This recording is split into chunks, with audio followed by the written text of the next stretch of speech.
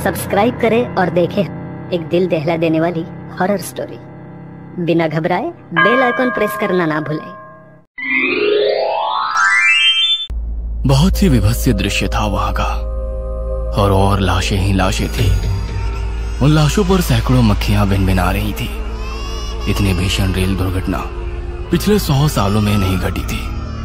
3 रेलगाड़ियां, जिसमें एक मालगाड़ी शामिल थी, उनकी बोगियां एक दूसरे पर पूरी तरह जड़ी हुई थी। ट्रेन की जनरल बोगी समेत स्लीपर क्लास और एसी की कहीं बोगियां एकदम तहस नहस हो गई थी। शायद कोई भी नहीं बचा था उनमें। 72 घंटे हो गए थे इस भयानक दुर्घटना के, लेकिन लाशों के निकलने का सिलसिला लगातार जारी था। बचाव दल वाले पूरे मुस्तैदी से अपना काम कर रहे थे।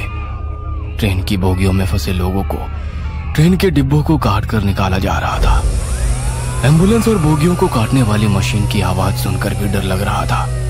एम्बुलेंस में घायल कम, लाशें ज्यादा ले जाई जा रही थी, लेकिन कुछ लोग अभी भी अपनों की तलाश में भटक रहे थे। बचाव दल वालों से उन्हें उम्मीद थी कि वो उनके अपनों को शायद निकाल लाए। मेरा बेटा, मेरा 18 साल का जवान बेटा, उसे कुछ मत होने दीजिए। उसे भगवान के लिए निकाल दीजिए। वो अंदर फंसा है। वो देखिए ना, उसके हाथों में हरकत हो रही है। उसे निकाल लीजिए, उसे निकाल लीजिए। माँ ऐसी ही होती है शायद। जहाँ उम्मीद ना हो वहां पर भी उम्मीद लगा बैठती है। उसका जवान बेटा मर चुका था, बेजान पड़ा था उसका शरीर, फिर भी उसे लग रहा था कि उसके हाथों में हरकत हो रही है, और चीख पुकार मची हुई थी। कोई अपने मासूम बच्चे की लाश को देखकर बार बार बेहोश हो रहा था, तो कोई अपने बूढ़े पिता के मृत शरीर को घूर घूर कर देख रहा था। कोई अपनी पत्नी के मृत शरीर को सीने से चिपकाए रो रहा था, तो कोई अपने पति की लाश से बातें कर रही थी। कहा था जिंदगी भर साथ निभाओगे, अरे कहा था ना। फिर बीच रास्ते में क्यों छोड़कर चले गए? अरे बोलो ना, क्यों चले गए? अब मेरी मांग सूनी हो जाएगी। अब है मेरी मांग में सिंदूर देखना तुम्हें बहुत पसंद था ना। अब कभी नहीं लगा पाऊंगी मैं सिंदूर, कभी नहीं। बचाव कार्य तो जारी था, लेकिन अब जिंदा बचे लोगों की उम्मीद कम ही थी। लेकिन उस दर्दनाक मंजर वाली जगह पर भी लोगों के चित्कार और लाशों की भयंकर दुर्गंध के बीच फोटोग्राफर दिनकर फोटो ले रहा था। वह एक प्राइवेट अखबार में फोटोग्राफर का काम करता था। एक्सीडेंट के हर एक सीन को वह बारीकी से अपने कैमरे में उतार रहा था। उस भयानक और चीख पुकार वाले स्पॉट को देखकर उसकी आंखें भी भीग रही थी। लाशों को देख उसके दिल की धड़कन भी तेज हो रही थी, लेकिन उसे अपना काम करना था, क्योंकि उसी से तो उसका घर चलता था। उसने कई सारी फोटो खींची, और सारी तस्वीरें ऐसी कि कोई साधारण इंसान उसे देखे तो खौफ उसके चेहरे पर साफ साफ दिख जाए। तस्वीरें खींचकर वो उन तस्वीरों को जूम करके भी देख रहा था कि ठीक आई है कि नहीं। ऐसे ही एक तस्वीर को जब वो जूम करके देख रहा था, तभी अचानक वह एकदम से डर गया। बड़ी ही भयानक लाश की तस्वीर थी वो। उसकी दोनों आंखें बाहर को निकल गई थी, और वो आंखें ऐसा लग रहा था कि दिनकर को ही घूर कर देख रही है। तभी वहां अचानक बारिश शुरू हो गई। एक तो कड़ाके की सर्दी, ऊपर से बारिश। दिनकर का काम लगभग हो चुका था, इसलिए उसने अपनी बाइक स्टार्ट की और घर की ओर चल पड़ा। पूरे रास्ते उसकी आंखों के आगे दुर्घटना स्थल का ही सीन घूम रहा था। दिनकर घर पहुंच गया था। पिछले 2-3 घंटे से वो बहुत ही बिजी था। हर दिन लाशों की तस्वीर खींचना, उसे स्कैन करके ऑफिस ईमेल और पोस्ट दोनों करना उसका काम था। उस रात भी वो यही कर रहा था। रात के यही कोई 12:30 बज रहे थे, और खामोशी ही खामोशी छाई हुई थी। दिनकर एक बार फिर से अपनी खींची तस्वीरों को जूम करके देख रहा था, क्योंकि वो कोई रिस्क नहीं लेना चाहता था। क्योंकि अगर एक भी तस्वीर खराब पोस्ट होती या क्लियर पोस्ट नहीं होती, तो उसे अपने बॉस के गुस्से का सामना करना पड़ता था। इसलिए वो एक बार फिर से उन तस्वीरों को जूम करके देखने लगा, धीरे धीरे बारीकी से। लेकिन तभी फिर से उस तस्वीर पर उसकी निगाह टिक गई। वह जल्दी से उसे हटाकर आगे बढ़ना चाहता था, लेकिन तभी उसे लगा कि उस लाश की आंखें तस्वीर से एकदम से बाहर निकल आई हैं और उससे कह रही है कि अरे मैं तो अब मर गया, अब मेरे मुर्दा शरीर को छोड़ दे, छोड़ दे। दिनकर का दिल जोर जोर से धड़कने लगा। उसने कैमरे को बंद किया और सिगरेट जलाई।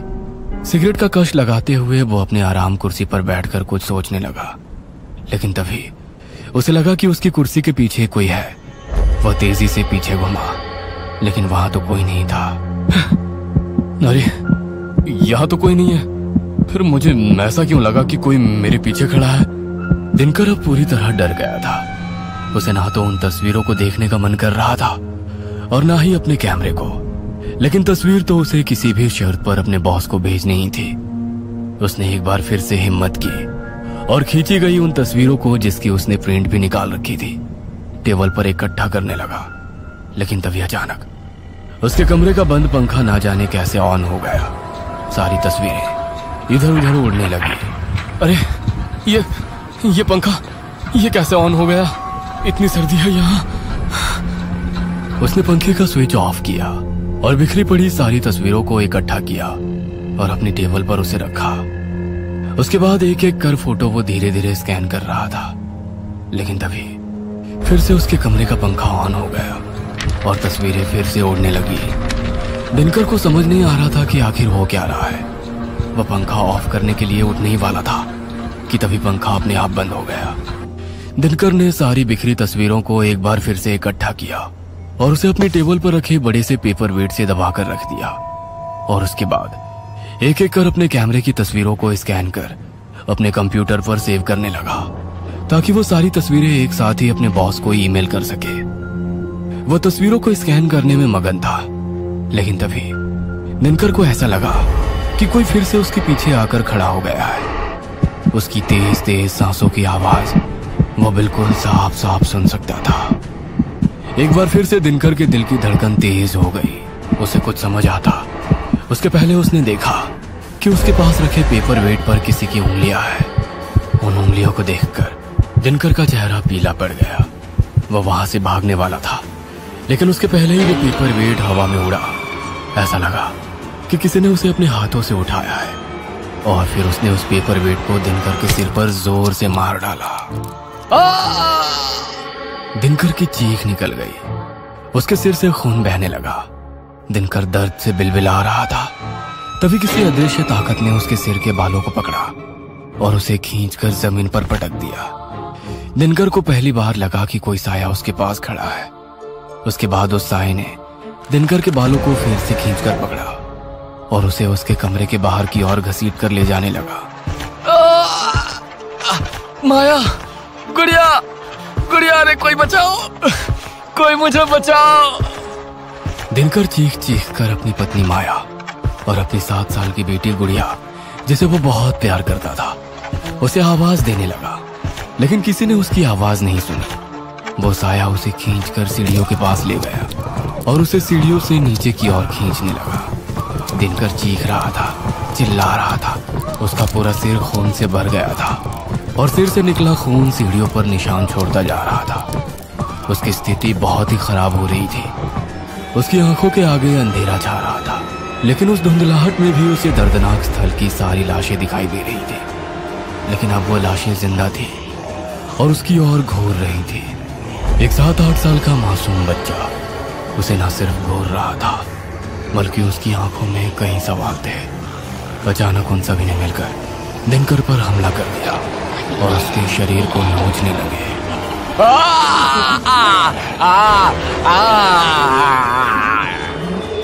दिनकर दर्द से करा उठा और फिर से उसने अपनी पूरी ताकत लगाई और जोर से चिल्ला उठा, माया! मुस्कुराने की वजह तुम हो,